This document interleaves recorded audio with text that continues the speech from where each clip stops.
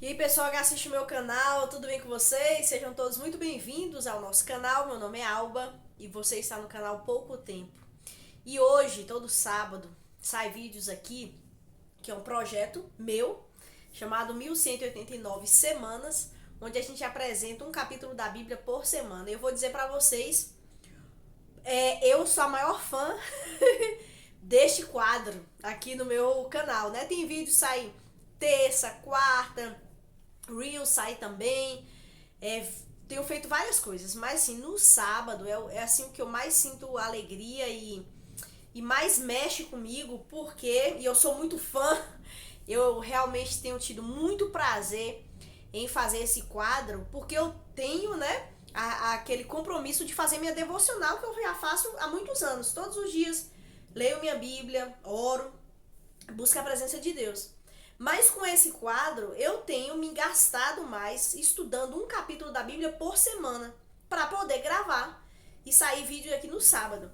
E aí, tem sido uma experiência tão fantástica, tão maravilhosa, porque a palavra de Deus, ela penetra no nosso coração, nos confronta, nos machuca, nos conforta, nos revigora e há um relacionamento muito íntimo entre a pessoa que se debruça sobre este livro e o amado Senhor Jesus Cristo. Então há relacionamento entre mim e Deus, entre mim e o Espírito Santo, entre mim, né, a Trindade aí. Há esse relacionamento que é fantástico e nada substitui o nosso tempo devocional com Deus. Então eu espero que você sinta a alegria de estar aqui, né? Então já agradeço aqui a sua presença nesse vídeo e que você sinta e que você não apenas sinta, né, essa afetividade que está assim muito forte, mas que você se aproprie da palavra de Deus, que você tenha um relacionamento verdadeiro com Deus, porque é algo maravilhoso. Então leia a sua Bíblia, busque a presença de Deus, porque vale muito a pena. E antes de adentrar no capítulo 12 do Evangelho de Lucas, que me impactou muito, antes de entrar nesse capítulo, gostaria de pedir a você que se inscreva no canal, dá like, compartilha, deixa comentário se quiser, mande para outras pessoas para que elas também tenham mais acesso aí à palavra de Deus. Lembrando que nada substitui o seu tempo devocional com Deus. Então é muito importante você buscar a presença de Deus. E estamos no capítulo 12 de Lucas. O capítulo 11, Jesus começou uma série de mensagens sobre vários temas. E aí ele falou, assim, um embate, foi duro com os fariseus, com os mestres da lei. E agora no capítulo 12 ele continua o seu sermão, ele vai falar sobre a hipocrisia, sobre a ganância, sobre a ansiedade, sobre a sua segunda vinda. Então Jesus continua numa temática de mensagens, de palavras aos seus discípulos. E no capítulo 12, no início, deixa isso claro. Jesus então deixa de falar aos fariseus para agora falar dos fariseus aos discípulos, alertando-os acerca do perigo da influência dos fariseus. Aqueles que se tornaram incorrigíveis ainda poderiam influenciar perigosamente os discípulos através de sua hipocrisia. Os fariseus estavam incorrigíveis, o coração endurecido. E agora eles poderiam se tornar uma ameaça à santidade, à vida de comunhão com Deus. Então agora Jesus então chama os discípulos e fala para eles terem cuidado com os fariseus. Na vida cristã, e aí o tópico é sobre hipocrisia, como Deus falou ao meu coração e como nós precisamos ficar vigilantes contra a hipocrisia. Porque na vida cristã, a hipocrisia é alguém que tenta parecer mais espiritual do que de fato é. E os fariseus, os mestres da lei, eles caíram neste pecado. Eles tentaram se parecer mais do que eles eram. E aí há esse termo hipocrisia, né? A hipocrisia é uma grande insensatez, pois aquilo que o homem esconde atrás das máscaras acaba vindo à tona. E Jesus, ele sempre vai direto no nosso coração. Teve aquele presidente americano, Abraham Lincoln, ele disse algo muito interessante que combina bem com o tema hipocrisia, né? Ele disse o seguinte: você pode enganar algumas pessoas por algum tempo, ou por todo o tempo, e a todas as pessoas por algum tempo, mas não pode enganar todas as pessoas o tempo todo. Então, a hipocrisia é algo que pode estar no nosso coração e a gente tentar passar uma imagem daquilo que nós não somos. Por que isso acontece? Aí, o versículo 7 até o versículo 4 até o versículo 7, Jesus no seu sermão vai falar muito sobre o tema do medo. Nesse parágrafo, Jesus fala 5 vezes a respeito do medo, deixando claro que uma das principais causas da hipocrisia é o medo dos outros. E foi nisso que os fariseus caíram. Eles queriam passar uma espiritualidade, eles queriam se mostrar mais santo do que os outros, mostrar uma performance, mas por quê? Movidos pelo medo das pessoas. Quando temos medo dos que os outros vão dizer de nós ou fazer contra nós, tentamos impressioná-los a fim de obter a sua aprovação. Esta é a única vez que Jesus chama seus discípulos de amigo. É interessante essa parte, né? Faz isso, e Jesus faz isso por quê, né? Para alertá-los sobre a causa da hipocrisia, que é o medo dos outros. A origem, o fundamento da hipocrisia é nós termos medo das outras pessoas. O que as pessoas vão achar de mim? Quais são os julgamentos que as pessoas estão fazendo de mim? O que elas podem fazer contra mim? Tudo isso me dá medo. E aí eu me visto de uma aparência que eu não sou e acabo colocando máscaras na minha vida. O medo de não ser aceito.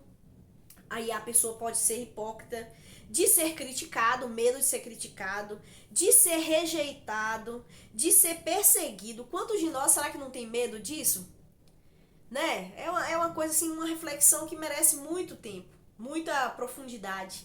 Nós, em um tempo ou em outro, nós acabamos tendo medo de não sermos aceitos no grupo que nós estamos, de sermos rejeitados, de sermos perseguidos por causa da nossa vida. Então a gente coloca máscaras por conta disso.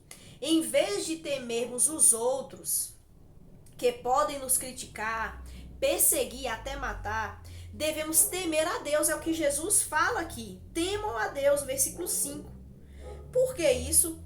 Porque ele tem o poder de tirar a vida e até lançar a alma das pessoas no inferno. A autoridade de Deus se estende para além da morte. Qual é o melhor remédio contra o temor dos outros? Né? Temer aos outros é ruim. Vai nos levar em questões muito problemáticas do nosso relacionamento com Deus. É péssimo tentarmos agradar as pessoas, tentarmos impressionar as pessoas por medo. Medo de não ser aceito, medo de ser criticado, medo de ser perseguido. Então, qual é o remédio contra esse medo dos outros? Como podemos vencer tão poderoso sentimento e destruir as correntes que ele lança ao nosso redor? Não existe outro remédio além daquele que nosso Senhor recomenda nessa passagem. Devemos suplantar o temor dos outros por um princípio mais elevado e poderoso, que é o quê? O temor a Deus. O temor é outro conceito que não é medo, mas é uma reverência e um respeito muito grande a Deus.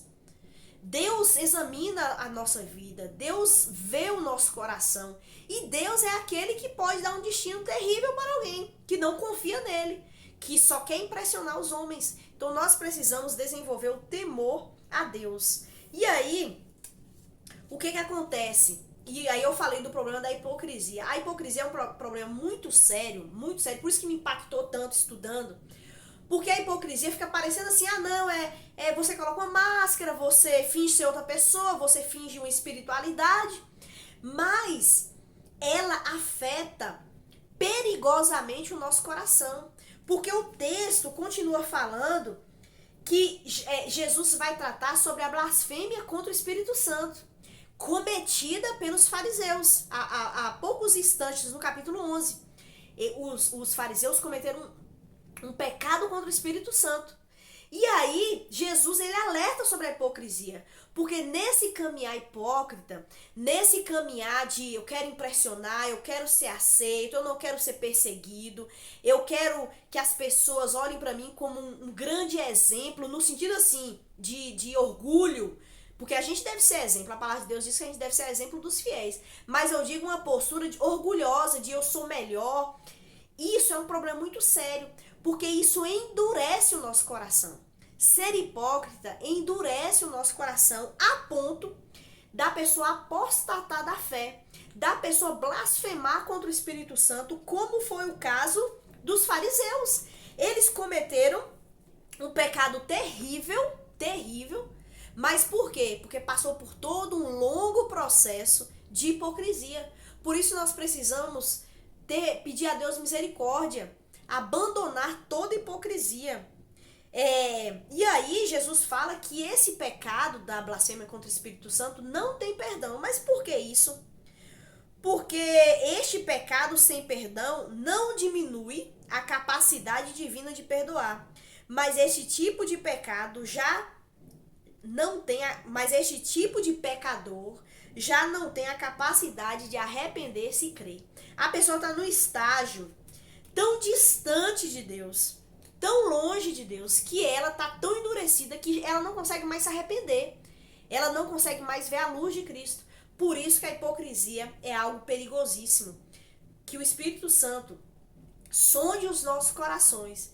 E se há hipocrisia nas nossas vidas, nós precisamos nos arrepender e abandonarmos isso. Como a gente consegue vencer? O temor a Deus. E mais no final eu vou falar outra coisa que o texto deixa claro. Aí, caminhando aqui para o texto, Jesus vai falar sobre o cuidado com a avareza, porque chega um rapaz, um jovem, diante de Jesus e fala: ó, Jesus, meu irmão não quer dividir a herança comigo. Então há essa discussão.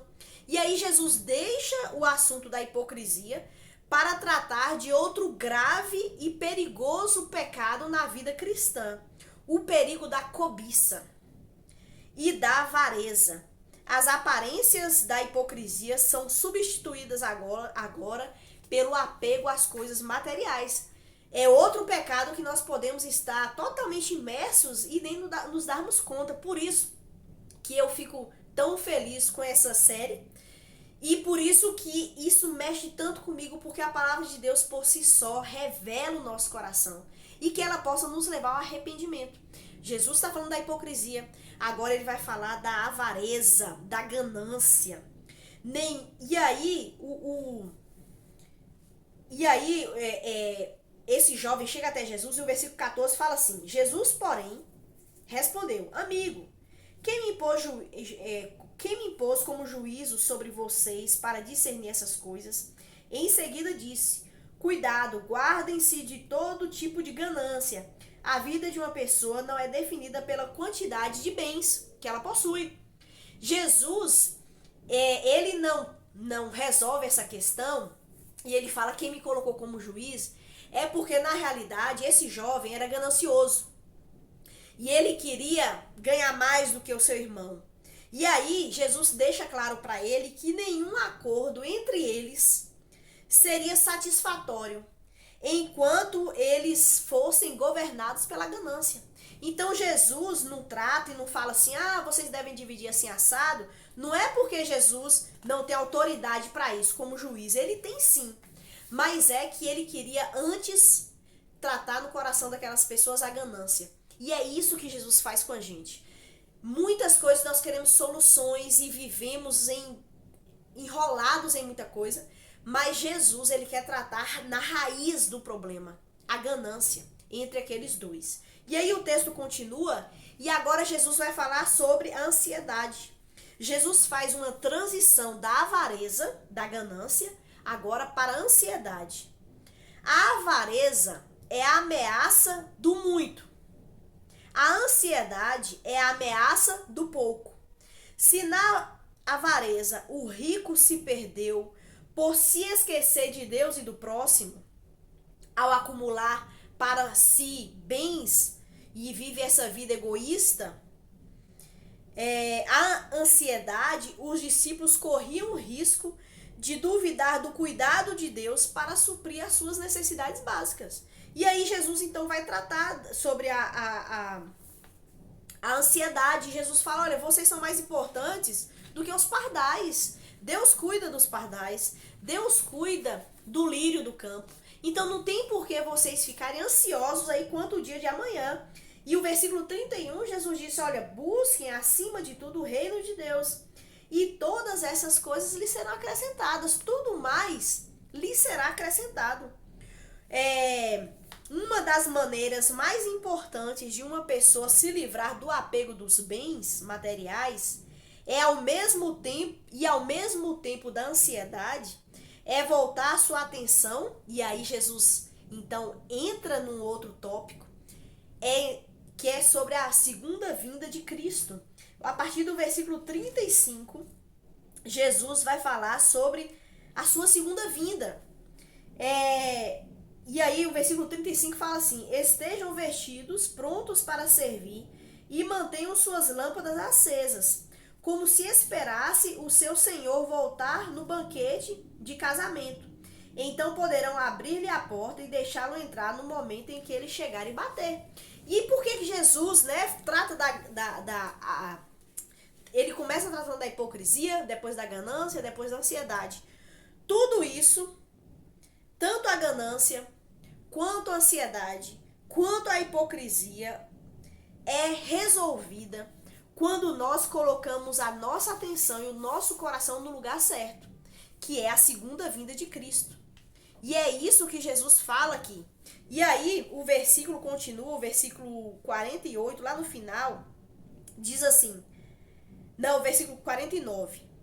Eu vim, olha só, por isso que eu falo que o sermão de Jesus tem que ser analisado com calma, e eu tô tentando fazer rápido aqui por causa do tempo.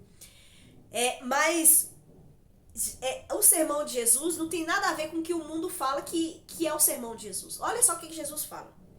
Eu vim para incendiar a terra e gostaria que ela já tivesse em chamas. Eu tô lendo aqui na versão, nova versão transformadora. No entanto, tenho de passar por um batismo e estou angustiado até que ele se realize. Vocês pensam que eu vim trazer paz à terra? Não, eu vim causar divisão. Lucas começou anunciando paz na terra, os anjos cantando. Mas agora, Jesus fala que veio lançar fogo sobre a terra. Como assim? Na verdade, Jesus concede paz aos que creem nele, confessam o seu nome e são justificados. Então, nós temos realmente uma paz com Deus e essa paz transborda. Mas essa confissão de fé se transforma numa declaração de guerra contra a família e amigos. E aí Jesus deixa claro, você que quer ser meu seguidor, você vai me seguir? Me siga. Mas saiba que agora seus relacionamentos poderão entrar em guerra de pessoas contra você, contra essa mensagem.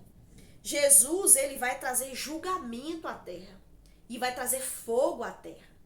Mas antes que esse julgamento acontecesse, antes que isso acontecesse, era necessário que ele passasse por um batismo.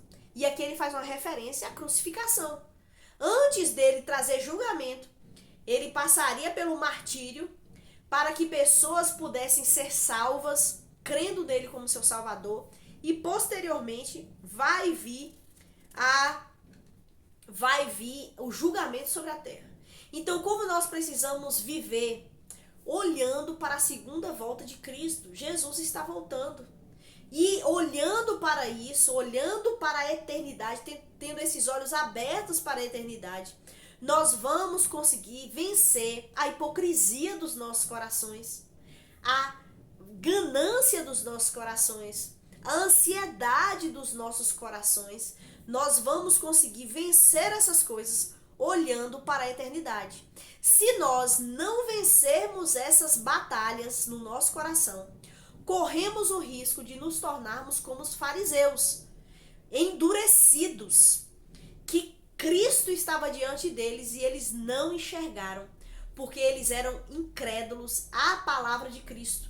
Tão incrédulos tão endurecidos que eles cometeram um pecado horrível, horroroso, que foi a blasfêmia contra o Espírito Santo. Eles eram incorrigíveis, mas isso aconteceu da noite pro dia? Isso aconteceu de uma hora para outra? Não. E é isso que mexe comigo. Foi com o passar do tempo. Medo das pessoas, queriam impressionar as pessoas, queriam se mostrar mais santos, mais puros que os outros, queriam com orgulho, queriam colocar peso sobre as outras pessoas, e toda essa dinâmica das suas vidas, do desejo de ganhar mais, de juntar tesouros na terra, com ansiedade do que que vai vir, quem vai me ajudar, eu preciso fazer as coisas através da minha força. Tudo isso durante anos e anos e anos foram afastando eles de Deus e da verdade da palavra de Deus, e foi endurecendo o coração deles. Então, para nós sermos salvos, para nós nos mantermos firmes, nós precisamos ter um olhar na eternidade, na segunda vinda. Almejar, Cristo vai voltar e nós precisamos olhar para Ele. Só assim nós vamos, nesse processo, o Espírito Santo vai quebrantando o nosso coração e nos afastando do medo das pessoas. Nós precisamos deixar o medo de pessoas e temer a Deus. Nós precisamos deixar o desejo de chamar atenção, de salvar a nossa reputação, de nos colocarmos em evidência. Nós precisamos ir deixando essas coisas, olhando para Cristo. Deixar a ganância, deixar essa ganância de querer mais, de juntar tesouros. A palavra disse, o homem não é aquilo que ele junta aqui na terra. Nós somos mais do que isso. Nós precisamos ter tesouros, mas que esses tesouros sirvam a Deus e ao povo de Deus. Sermos generosos e deixarmos toda a ansiedade, porque Ele tem cuidado de nós. Ele sabe quantos fios de cabelo nós temos na cabeça. Ele sabe de tudo que acontece e Deus cuida de nós. E aí, para terminar, eu quero deixar esse versículo, o versículo 31. Ele diz assim: busquem acima de tudo o reino de Deus, e todas essas coisas lhe serão acrescentadas. Busque em primeiro lugar o reino de Deus, e tudo mais vai ser acrescentado para a glória de Deus. Deus abençoe sua vida. Espero que você medite na palavra de Deus, e assim como o Espírito Santo falou profundamente ao meu coração, fale ao seu também.